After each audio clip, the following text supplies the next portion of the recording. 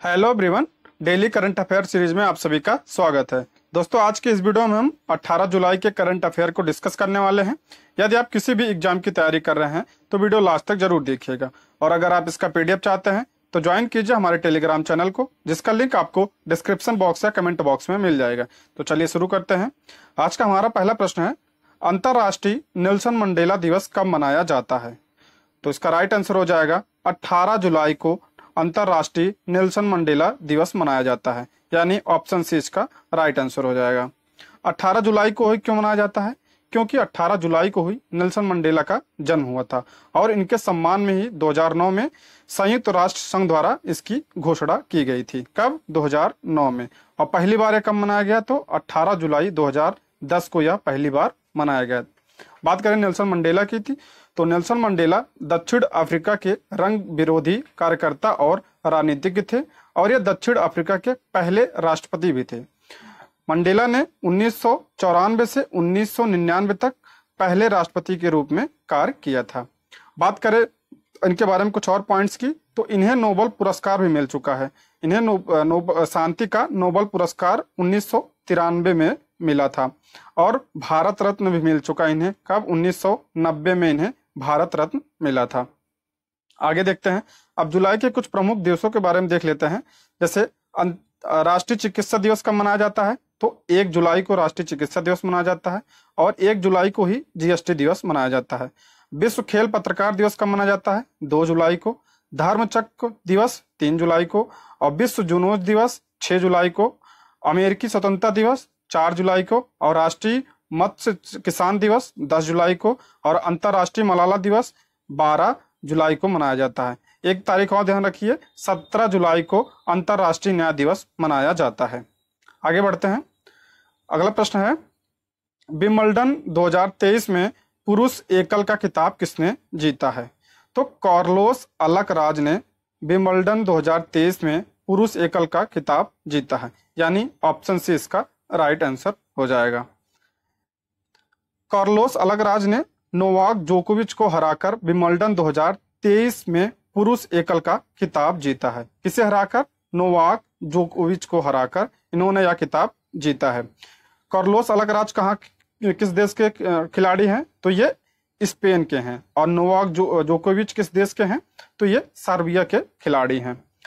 यह इनका पहला विंबलडन खिताब है। वर्तमान में कार्लोस अल्कराज टेनिस में नंबर 1 की रैंक पर हैं। इन्होंने यूएस ओपन 2022 भी जीता है। अब हम विंबलडन 2023 में महिला एकल खिताब के बारे में देख लेते हैं। तो ये किसने जीता है? मार्केटा वोंद्रोसोवा ने जीता। ये किस देश की हैं? तो ये चेक गणराज्य की है।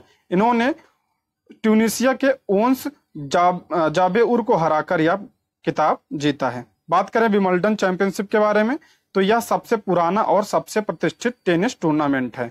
इसकी शुरुआत कब हुई थी? 1877 में लंदन के विंबलडन में ऑल इंग्लैंड क्लब में इसका आयोजन किया जाता है। यह ग्रास कोर्ट पर खेला जाता है। इसको ध्यान रखिए, कई बार पूछा गया है एग्जाम में ये। अब हम ग्रैंड स्लैम के बारे में देखते हैं। तो टोटल कितने ग्रैंड स्लैम होते हैं? तो 4। सबसे पहले कौन सा होता है? Australian open. इसकी शुरुआत कब हुई थी? 1905 में। उसके बाद होता है फ्रेंच ओपन। इसकी शुरुआत कब हुई थी? 1891 में। और विंबलडन ओपन की शुरुआत कब हुई थी? 1877 में। ये सबसे पुराना है। और यूएस ओपन की शुरुआत कब हुई थी? 1881 में इसकी शुरुआत हुई। और ध्यान रखिए, ऑस्ट्रेलियन ओपन और यूएस ओपन ये दोनों हार्ड कोर्ट पे खेले जाते हैं। और फ्रेंच ओपन यह मिट्टी पे खेला जाता है, और विंबलडन ये जो है घास के मैदान में खेला जाता है। बात करें ऑस्ट्रेलियन ओपन 2023 के, तो ये कौन जीता है? पुरुष वर्ग में नोवाक जोकोविच जो सर्बिया के हैं, और महिला वर्ग में आइना सवालेंका जो बेलारूस की खिलाड़ी हैं। और फ्रेंच ओपन 2023 के विजेता कौन रहे?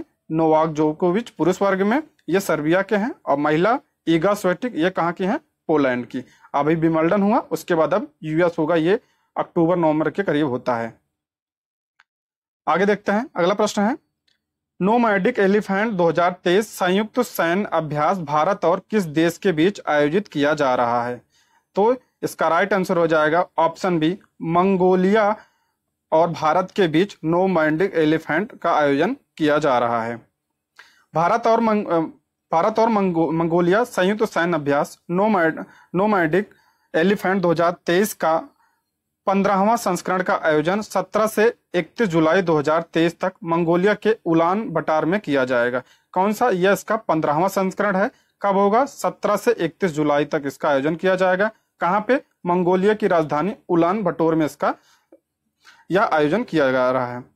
इसमें मंगोलियाई सशस्त्र बल यूनिट 084 के सैनिक और Jammu Kashmir light infantry regiment के भारतीय सैनिक इसमें भाग लेंगे। बात करें मंगोलिया की, तो मंगोलिया की राजधानी क्या है? उलान बटार यहाँ की राजधानी है। मुद्रा क्या है? मंगोलियाई तुगरिक यहाँ की मुद्रा है। राष्ट्रपति कौन है? उख नागिन हुरेलसुक यहाँ के राष्ट्रपति हैं। और प्रधानमंत्री कौन है? ओयुन एर्दन लूसन सरेन यहाँ के प्रधानमंत्री हैं। ये है मैप में मंगोलिया। एक तरफ से यह रसिया से घिरा है, इधर चाइना है और इधर कजाकिस्तान है। ध्यान रखिए ये लैंडलॉक कंट्री है। अगला प्रश्न है, किस राज्य ने उच्च न्यायालय के किन्नर अधिनियम 1919 को असंवैधानिक घोषित किया है? तो इसका राइट आंसर हो जाएगा ऑप्शन सी, तेलंगाना राज्य के उच्च न्यायालय ने किन्नर अधिनियम 1919 को असंवैधानिक घोषित कर दिया है। यह अधिनियम जो 1919 से लागू था, यह निजता के अधिकार और ट्रांसजेंडर व्यक्तियों की गरिमा के अधिकार दोनों के लिए अपमानजनक था। इसके तहत जो हैदराबाद शहर में रहने वाले किन्नरों का जो रजिस्ट्री रखना अनिवार्य था। तेलंगाना अधिनियम में बिना वारंट के ट्रांसजेंडर व्यक्तियों की गिरफ्तारी की अनुमति दी गई थी और यदि कोई ट्रांसजेंडर व्यक्ति किसी सड़क या सार्वजनिक स्थान पर महिला के कपड़े पहने हुए या आभूषण पहने हुए या गाते हुए, नृत्य करते हुए, सार्वजनिक मनोरंजन में भाग लेते हुए पाया जाता है तो उसे कारावास की सजा दी जा सकती थी। तेलंगाना किन्नर अधिनियम संविधान के अनुच्छेद 14 यानी समानता का अधिकार, अनुच्छेद 19A स्वतंत्रता का अधिकार और अनुच्छेद 21 यानी निजता का अधिकार का उल्लंघन था, इसलिए यह असंवैधानिक घोषित कर दिया गया है। अगला प्रश्न है, एशियाई एथलेटिक्स चैंपियनशिप 2023 में भारत ने कुल कितने पदक जीते हैं? तो भारत ने इसमें 27 पदक जीते हैं। किसमें? एशियाई एथलेटिक्स चैंपियनशिप 2023 में। इसका आयोजन कहाँ हुआ? तो इसका आयोजन थाईलैंड में 12 से 16 जुलाई के बीच हुआ। शुभंकर क्या था इसका? लॉर्ड हनुमान, ये है शुभंकर। भारत ने 6 स्वर्ण, 12 रजत और 9 कांस्य पदक सहित कुल 27 पदकों के साथ तीसरा स्थान प्राप्त किया है। पहले स्थान पे कौन है? जापान, 16 स्वर्ण, 11 रजत, 10 कांस्य, कुल 37 पदक जापान ने प्राप्त किए हैं। दूसरे स्थान पे चीन है, 8 स्वर्ण, 8 रजत और 6 कांस्य के साथ कुल 22 पदक जो है चीन ने प्राप्त किए हैं। यह है भारतीय स्वर्ण विजेता, इनकी लिस्ट आप देख लीजिएगा। अगला प्रश्न है, अमृत भारत स्टेशन योजना किसके द्वारा शुरू किया गया है? तो इसका राइट आंसर हो जाएगा ऑप्शन ए, दक्षिण रेलवे द्वारा अमृत भारत स्टेशन योजना की शुरुआत की गई है। इसका लक्ष्य क्या है? इसका लक्ष्य 90 चिन्हित स्टेशनों को विकसित करना इसका लक्ष्य है। और उद्देश्य क्या है? रेलवे स्टेशनों के लिए मास्टर प्लान तैयार करना, सुविधाएं बढ़ाने के लिए मास्टर प्लान को चरणबद्ध तरीके से लागू करना और न्यूनतम आवश्यक सुविधाओं से आगे बढ़ना, पिछली पुनर्विकास परियोजनाओं को शामिल करें और प्रतिस्थापित करना इसका उद्देश्य है। नेक्स्ट है, हाल ही में किस टाइगर रिजर्व में दुर्लभ पक्षी जेडन बेबलर देखा गया? तो इसका राइट आंसर हो जाएगा दुधवा टाइगर रिजर्व में दुर्लभ पक्षी जेडन बेबलर को देखा गया है। दुधवा टाइगर रिजर्व किस राज्य में है? तो ये उत्तर प्रदेश राज्य में है। बात करें पन्ना टाइगर रिजर्व की, तो ये कहाँ पे है? तो ये मध्य प्रदेश में स्थित है ये। और पेंच टाइगर रिजर्व ये भी मध्य प्रदेश में है। और पेरियार टाइगर रिजर्व तो यह केरल राज्य में स्थित है। जेडन बेबलर नामक एक दुर्लभ और विश्व स्तर पर लुप्त प्राय पक्षी प्रजाति को हाल ही में उत्तर प्रदेश के दुधवा टाइगर रिजर्व के घास के मैदानों में देखा गया था। विश्व स्तर पर संकटग्रस्त इस पक्षी को 1994 से अंतरराष्ट्रीय प्रकृति संरक्षण संघ यानी IUCN द्वारा असुरक्षित के रूप में सूचीबद्ध किया गया है। कब? 1994 में। और IUCN की किस श्रेणी में? असुरक्षित श्रेणी में इसको रखा गया है। यह है वो पक्षी और इसका वैज्ञानिक नाम क्या है? क्राइसोमा अल्टीरोस्ट्रे इसके वैज्ञानिक नाम है। अगला प्रश्न है, किस देश के राष्ट्रपति ने खाद्य पदार्थों की कमी और बढ़ती कीमतों को कम करने के लिए आपातकाल की घोषणा की है? तो इसका राइट आंसर हो जाएगा ऑप्शन डी, नाइजीरिया के राष्ट्रपति ने खाद्य पदार्थों की कमी और बढ़ती कीमतों पर अंकुश लगाने के लिए आपातकाल की घोषणा की है। इनके यहाँ के राष्ट्रपति कौन है? बोला टिनुबू ने यह घोषणा की है। बात करें नाइजीरिया की, तो नाइजीरिया की राजधानी क्या है? अबुजा। राष्ट्रपति कौन है? बोला टिनुबू। और मुद्रा क्या है? नाइजीरियाई नायरा यहाँ की मुद्रा है। ये है मैप में नाइजीरिया, ठीक है, आप इसको ध्यान रखिएगा। नेक्स्ट है, भूमि सम्मान 2023 किसके द्वारा दिया जाएगा? तो इसका राइट आंसर हो जाएगा भूमि सम्मान राष्ट्रपति के द्वारा दिया जाएगा। वर्तमान में हमारे राष्ट्रपति कौन है? तो द्रौपदी मुर्मू जी। ये हैं द्रौपदी मुर्मू जी। ये कहाँ पे दिया जाएगा? तो राष्ट्रपति विज्ञान भवन में यह देंगी। यह पुरस्कार 9 राज्य सचिवों और 68 जिला कलेक्टरों को उनकी टीमों के साथ प्रदान किया जाएगा, जिन्होंने शासन के एक महत्वपूर्ण घटक डिजिटल इंडिया लैंड रिकॉर्ड्स आधुनिकीकरण कार्यक्रम को लागू करने में असाधारण उपलब्धियां प्रदर्शित की हैं। नेक्स्ट है, हाल ही में किस देश की संसद ने सुप्रीम कोर्ट की शक्ति को सीमित करने वाले विधेयक को मंजूरी दी?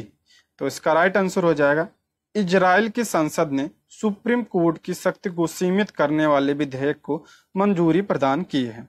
बात करें इजराइल की, तो यह है मैप में इजराइल। इसकी राजधानी क्या है? यरूशलेम। प्रधानमंत्री कौन है? Benjamin Netanyahu. राष्ट्रपति कौन है? Isaac Herzog. और यहाँ की आधिकारिक भाषा क्या है? हिब्रू आधिकारिक भाषा है। नेक्स्ट है, आईआईटी दिल्ली का पहला विदेशी परिसर किस देश में खोला जाएगा? तो इसका राइट आंसर हो जाएगा यूएई में आईआईटी दिल्ली का पहला विदेशी परिसर खोला जाएगा, यानी ऑप्शन ए इसका राइट आंसर हो जाएगा।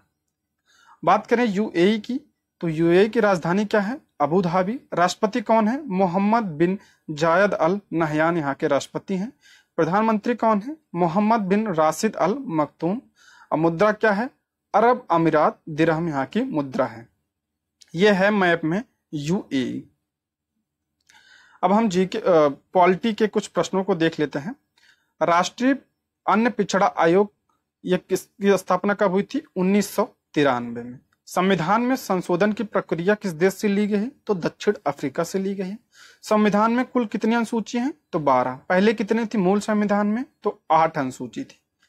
भारतीय संविधान का अनुच्छेद 76 भारत के अटॉर्नी जनरल की नियुक्ति से संबंधित है। और भारत सरकार अधिनियम 1935 को भारत का लघु संविधान कहा जाता है। भारतीय संविधान में 9वीं अनुसूची प्रथम संविधान संशोधन द्वारा जोड़ी गई थी। प्रथम संविधान संशोधन कब हुआ था? तो 1951 में प्रथम संविधान संशोधन हुआ था। प्राक्कलन समिति संसद की सबसे बड़ी समिति है। यह बहुत बार एग्जाम में पूछा जा चुका है। भारत और पाकिस्तान के बीच शिमला समझौता कब हुआ था? 1972 में। और किसी राज्य विधानसभा में निर्वाचित सदस्यों की अधिकतम संख्या कितनी हो सकती है? तो 500 हो सकती है। टेस्ट के प्रश्न को देख लेते हैं। गजाकोथा अभियान किस राज्य में शुरू किया गया है? इसका उत्तर आप कमेंट बॉक्स में जरूर बताएं। ये रहे आज के प्रश्न। Thank you for watching.